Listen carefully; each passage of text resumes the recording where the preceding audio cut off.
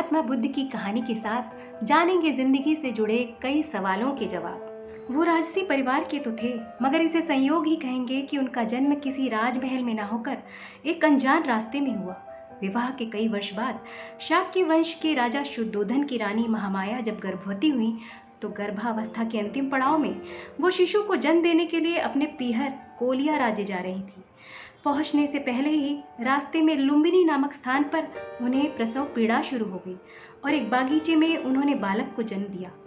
तो क्या प्रसव के समय माँ की भावनाएं बच्चे को प्रभावित करती है? जो महारानी इतने वर्षों बाद गर्भवती हुई थी, असमय अनजान जगह पर प्रसव पीड़ा उठने पर वो मन से बहादुर तो जरूर हुई होंगी, विश्वास की सकारात्मकता उनमें जागी तो जरूर होगी।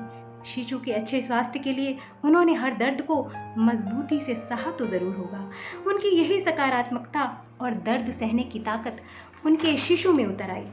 शिशु जन्म के एक सप्ताह बाद ही महारानी महामाया इस संसार को अलविदा कह गई। राजा शुद्धोधन ने बालक का नाम सिद्धार्थ रखा।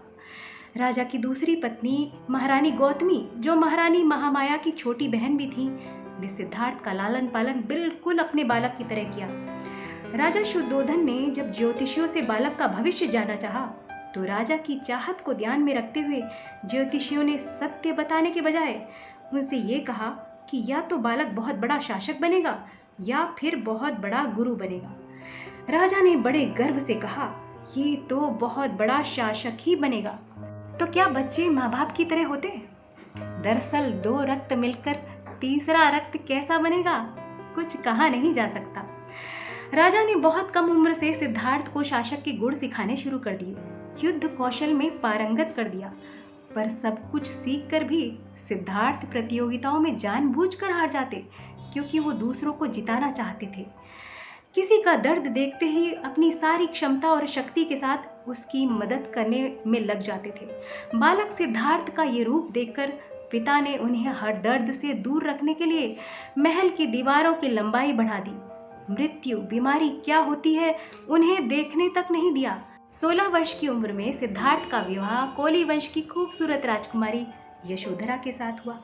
विवाह के कुछ वर्षों बाद वो पूर्णिमा की रात थी जब यशोधरा ने पुत्र को जन्म दिया, और उसी रात सिद्धार्थ अपने सारथी के साथ दूर तक अकेले निकल गए। पहली बार उन्होंने उम्र की पीड़ा देखी, जिंदगी का दर्द देखा, मृत व्यक्ति को देखा।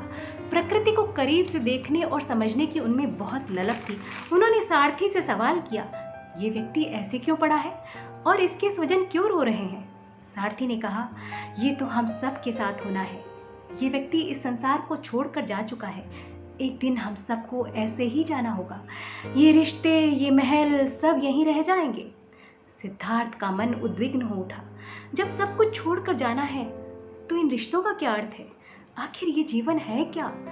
यशोधरा और उस नवजात शिशु को छोड़कर वो उसी पूर्णमासी की रात को इन प्रश्नों के उत्तर ढूंढने निकल पड़े। शायद बचपन से ही उनके पिता ने अपने सपनों में उन्हें ना बांधा होता, संसार की वास्तविकता से दूर ना रखा होता, तो जीवन की ये सामान्य घटनाएं उन्हें इतनी असामान्य न लगती।